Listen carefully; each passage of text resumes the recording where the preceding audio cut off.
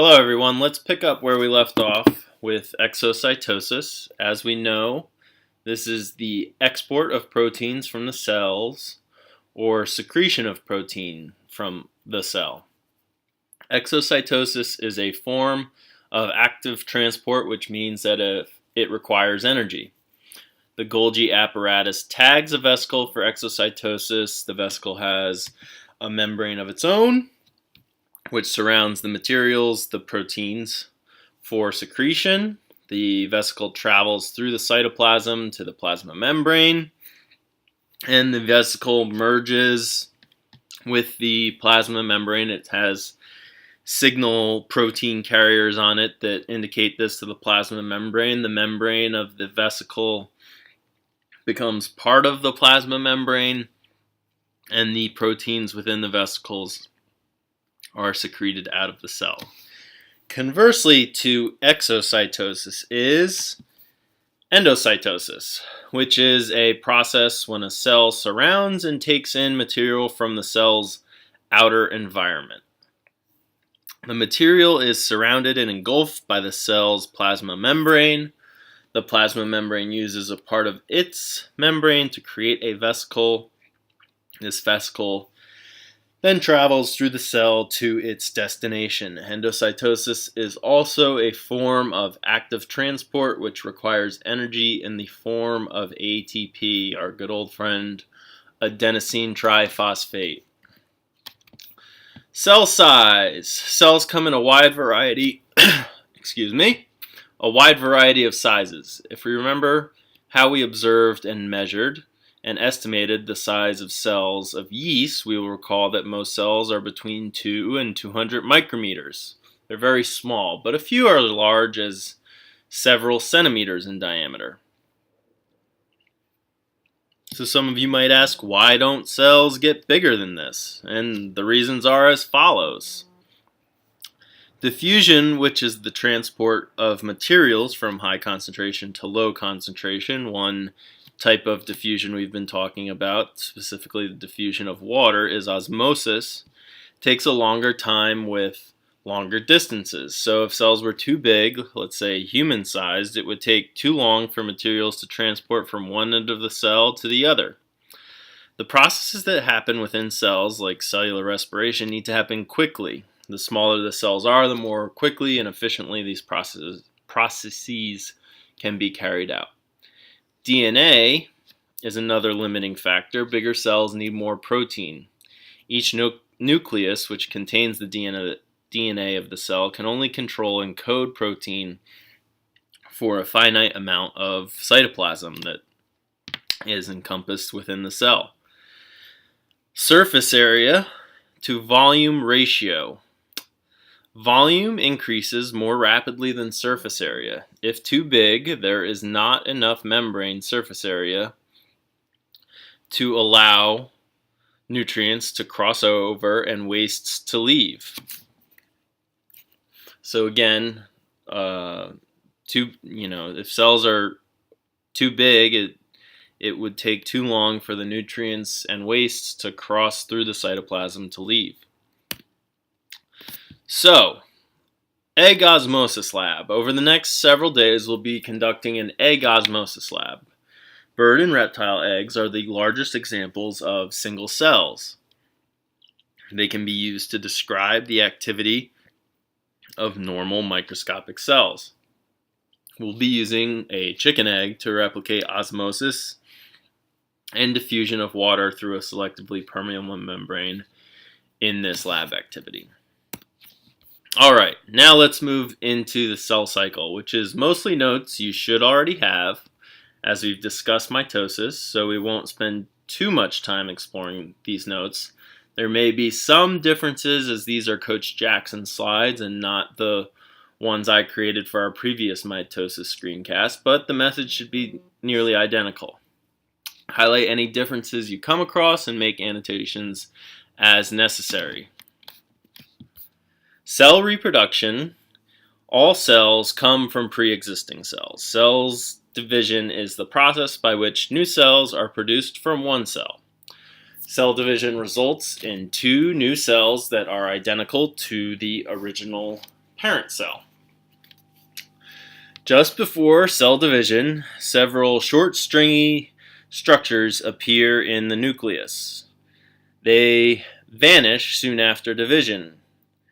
These structures contain DNA and are known as chromosomes. Chromosomes are the carriers of genetic material. They are copied and passed on to daughter cells. Most of the cell life, the chromosomes exist as chromatin, long strands of DNA wrapped around proteins. Cell cycle. The cell cycle is the sequence of growth and division of a cell. 2 periods, one of growth and one of division. Majority of a cell's life is spent in the growth period known as interphase. So, one of you asked in class, what is interphase? When I mentioned meiosis the other day, I said that there was an interphase 2, and one of you asked, well, why isn't there an interphase 1? Well, there is an interphase 1, and this is that particular interphase that most of the cell's life is spent in. So interphase is divided into 3 stages. There is the G1 stage, which is cell growth and protein production is very high. The S stage, also known as synthesis, so S for synthesis, the cell copies its own chromosomes. And then the G2 phase of interphase, where organelles are doubled and cell parts needed for division are manufactured. So G2 is when the cell is preparing to divide. Then the period of cell division is known as mitosis. We've discussed mitosis before. It's the process by which 2 daughter cells are formed, each containing a complete set of chromosomes. Mitosis is divided into 4 phases: prophase, metaphase, anaphase, and telophase. Mitosis, prophase, chromatin coils into visible chromosomes. Each duplicated chromosome is made of 2 halves, sister chromatids held together by the centromere. The nucleus begins to disappear as the nuclear envelope disintegrates. So the nuclear envelope is the outer membrane of the nucleus within the cell, and it disappears and disintegrates. The centrioles migrate to opposite poles of the cell, and the spindle forms between them. Metaphase, the spindles attach to centromeres of the chromosomes. Chromosomes line up at the metaphase plate or midline of the cell. Each sister chromatid attached to its own spindle. The spindle of one sister chromatid extends to the centriole at one end of the cell, and the spindle of the other sister chromatid extends to the other centriole at the other end of the cell. This ensures that each new cell receives identical and a complete set of chromosomes. And anaphase, the separation of the sister chromatids, the centromeres of the chromosomes are split apart and the chromatids are pulled apart by the shortening spindle fibers. And finally, telophase.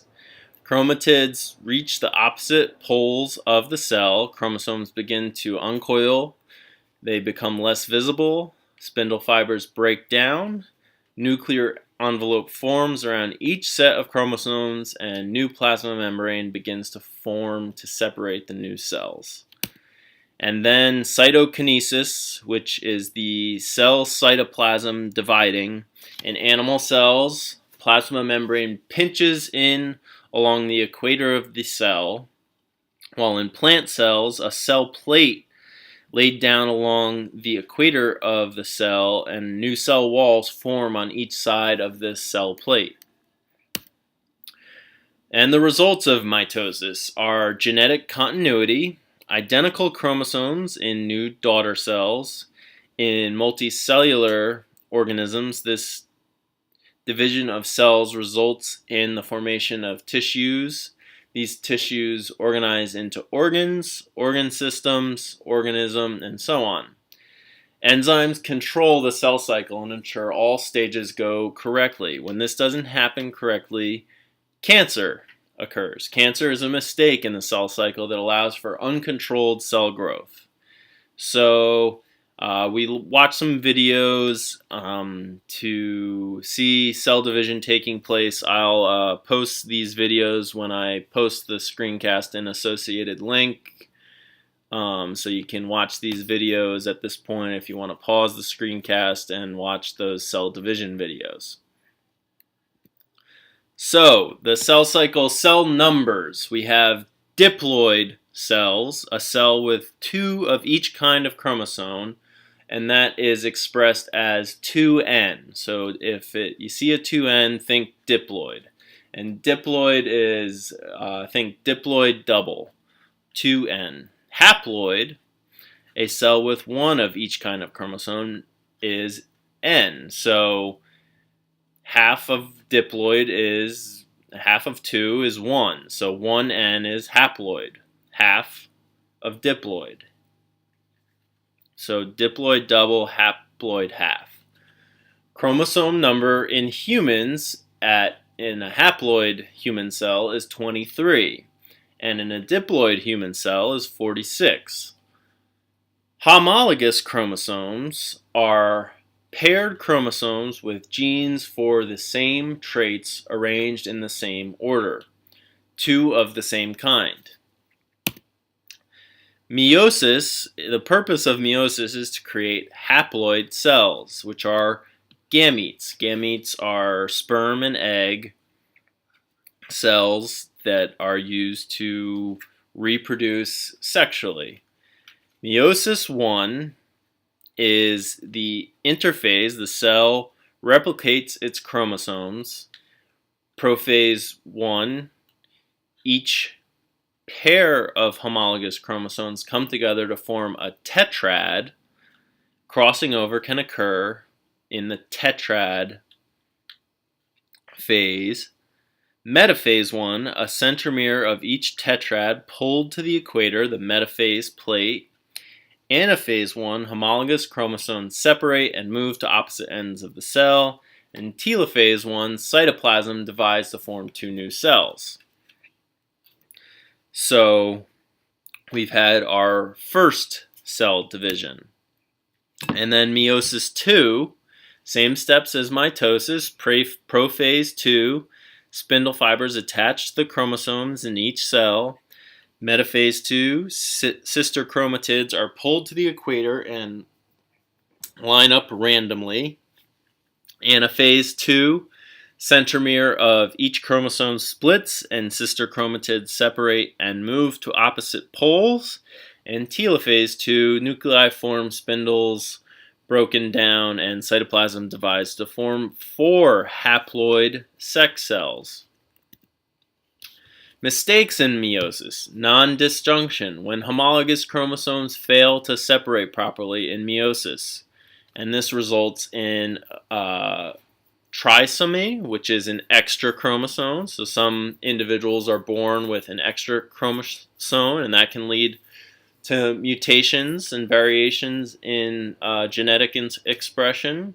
Monosomy, which is a missing chromosome. So individuals can be lacking a certain chromosome. And triploidy, which is 3 sets of chromosomes. So again, another mutation or mistake that can occur in meiosis that results in some genetic mutations. And this concludes our screencast for the cell cycle. I hope you all enjoyed it and have a good night.